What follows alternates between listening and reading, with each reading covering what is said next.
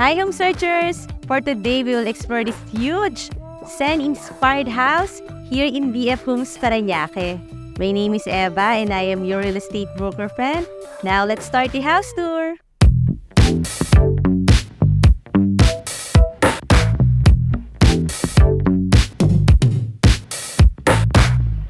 The lot area of this property is 332 square meters at ang floor area about 460 square meter at ang orientation niya is facing east. Ito yung ating nice garden dito sa labas at meron tayong pedestrian gate pero dito tayo papasok sa ating garage. Let's go! At nasa loob nga tayo ng isang exclusive and gated subdivision dito sa loob ng BF Homes Parañaque at nandito tayo sa iyong two-car carport na cute yung kanilang ceiling treatment na wood. Tapos meron ka pa ritong storage. Meron din tayong access dito sa side ng house through this another gate. Talagang highly secured ang iyong house. Mamaya natin yung puntahan na. Dito muna tayo sa isa sa mga magandang part ng iyong bahay. At eto na nga ang ating covered lanay. Kahit naulan ngayon, maganda siya kasi talagang mapapakinabangan mo itong buong space na to pag nilagyan mo siya ng mga outdoor chairs. Tapos may garden ka rito. Ayan, may mga plants din. So nice ang iyong lanay na nasa harap ng iyong bahay. At accessible itong covered lanay dito sa iyong living area. So, pwede tayo dito dumaan. Pero mas maganda pa rin dumaan dito sa main door. Ito naman yung ating porch. At bago ko nga ipakita ang iyong future house, request ko rin na i-click mo yung subscribe button ng ating channel na Home Search Philippines para updated ka lagi sa mga videos ng magagandang houses. At pasukin na natin. Let's go! And welcome to your modern, clean design house. At regular yung ating living area. Ganda ng tiles. At ito na nga yung sinasabi ko kanina. Nandyan lang ako a while ago. Kasi meron malaking sliding door na made of UPVC. Merong sliding din na screen. So very bright sa iyong regular sized living area kasi nga ang laki ng iyong sliding door doon. Tapos you have your panoramic window dito. Tapos ito may mga screens. Tapos ang ganda rin ng pag-glide. Ito kasi yung mga high quality na mga windows sa mga UPVC para mga powder coated siya. Sandali niya lang din i-open. So pang matagalan to kasi mga talagang durable and regular size yung ating living area. Tapos ang ganda rin yung mga ceiling treatment na wood. Kasya dito kahit yung malaking sofa. Tapos talagang well-defined yung mga spaces kasi medyo big house din itong ating tour ngayon. Kaya pag mga big house kasi okay lang sa kanila kahit medyo compartmentalized dahil malaki naman yung space. At dito nga sa ground floor meron kang bathroom. Ito yun. Full bath siya ha. Wala pa lang siyang light, kaya dito na tayo papasok sa bedroom, sa ground floor. Ayan, malaki. O, diba? Tapos nice din yung ating laminated wood flooring. Ito naman mga magaganda yung klase ito ng mga flooring, so hindi siya madaling masira. Tapos kung gagawin mo siyang bedroom, ito yung pinaka magandang space para sa yung headboard ng yung bed. At meron din siyang mga screens, oh. At just in case medyo particular ka sa security, ayan, meron ka ng mga grills. So, maganda yung house mo kapag talagang gusto mong secured, may grills na kaagad, oh. Ito naman yung mga cabinet na yung bedroom. So, dito sa baba, may bedroom ka. Tapos, just across yung ating bedroom, meron kang mga cabinet dito. Pwedeng gawing linen cabinet or just storage para marami kang mailagay. And ito, ang lapit lang yung iyong magandang dining area. And if you're going to take a look at the ceiling treatment, kapareho nung sa living room. So, parang uniform sila. Tapos, panoramic windows din. At ang ganda ng view. May mga bamboos ka doon. Ito na naman yung mga UPVC windows. Almost floor to ceiling yung height niya, no? Tapos regular space din to na maluwag na malapit lang din sa iyong kitchen. Pero ito, I think, kasya dito kahit mga 12-seater. Kung big family, very good siya. At just the same, kung maluwag ang iyong dining, maluwag din ang iyong kitchen area.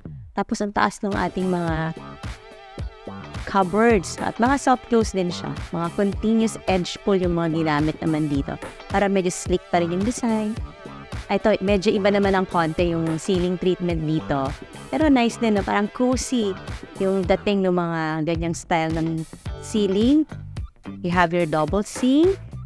Tapos maliwanag sa yung sink area dahil meron ka ring malaking window na may screen din. Tapos I guess dito ka pwedeng maglagay ng yung stove. Pwedeng ipa-customize kasi parang tatanggalin na lang yung mga excess na tiles dito. By the way, this is a granite pala. Granite countertop. Tapos dito naman yung refrigerator. Kasya dito, double door ref. And you have your pantry. Ayan, storage. Parang ganyan. Medyo iba rin yung flooring compare natin yung flooring sa living dining. Ito sa kitchen, parang mas match siya. Actually, mas safe yun kasi syempre pag nabasa, hindi ka madudulas. And dito sa labas, tignan natin yung utility area.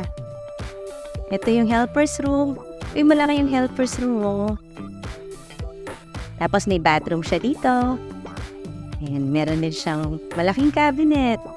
So, ito na yung countertop. Dito sa yung pwedeng gawing daily kitchen. Tapos naka-enclose din to Ito, meron siyang screen. May door. Tapos meron ka ng best tank ko. Teka, labas tayo.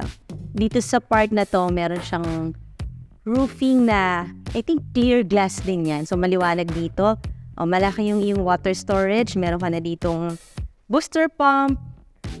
Kaya, yung mga bedroom sa second floor, malalakas yung water pressure. Ito yung kitchen natin, no? Balik tayo. Na-appreciate talaga natin yung mga big spaces, no? Kagaya nitong kitchen. Pwede kang maglagay ng center island. Pero okay lang kahit wala. Kasi meron ka na ritong bar counter, made of wood. So kahit 2 o 3 high chair or stool pwede rito. O doubled as breakfast nook na rin. At cute yung ginamit nila mga lighting fixtures. And this is again your dining area that opens naman to your covered lanai. Dahil dito sa mahabang sliding door na to, ma-open natin siya. Ito yung kanyang screen. Pwede mo siyang ganyan lang para kung ayaw mong pumasok yung mga insects. And we are here sa covered lanai. I think another bar counter din ito. Ayan, pwede tayo ditong pumasok. O tapos may mga nakalagay. Pwede ka maglagay dito sa ilalim. So, movable naman siya. Kung type mo talaga siya dito, pwede nandito na to. Pwede rin naman siyang alisin. And, maluwag. Yung covered lanai. Tapos, eto, yung part ng garden naman. Mga naka-box lang siya.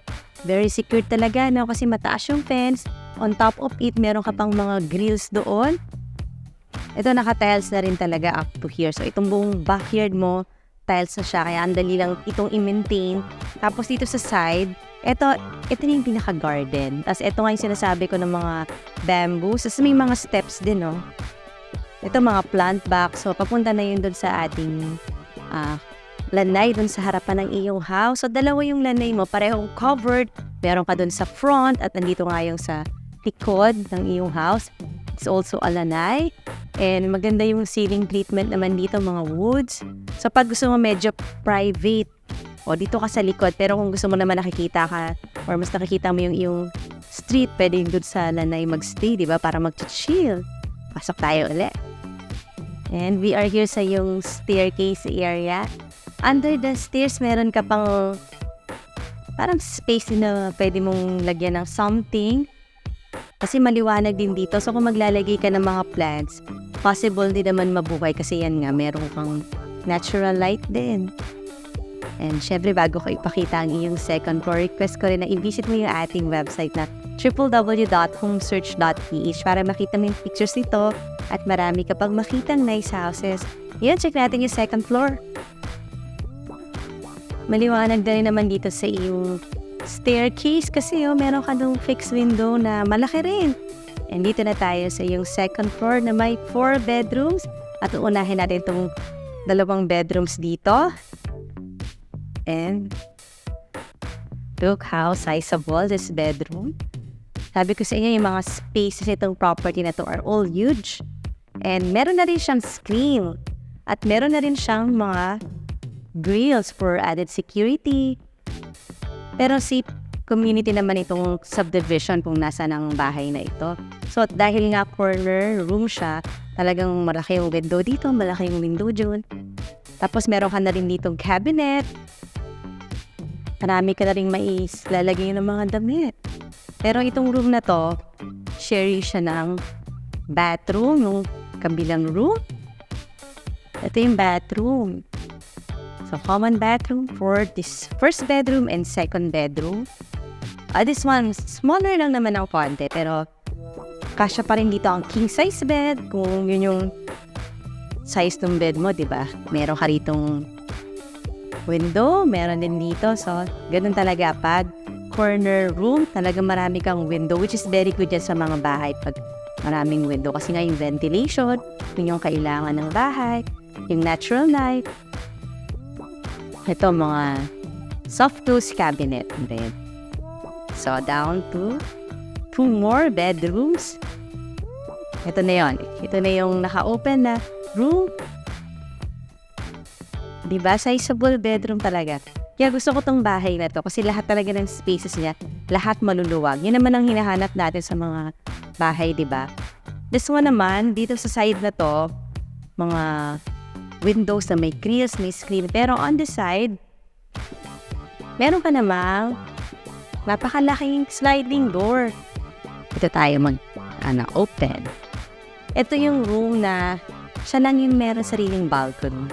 I guess pwede mo siyang makonsider as family area. Mamaya sabihin ko kung bakit. Pero check natin itong ating mahabang balcony. Dito naman sa balcony, kita natin yung community. Mostly mga big houses din. Tapos ito yung ating lanay, yung sa harapan ng iyong house na covered. Siyempre yun yung parking. So okay din tong space na to. And punta tayo dito ulit.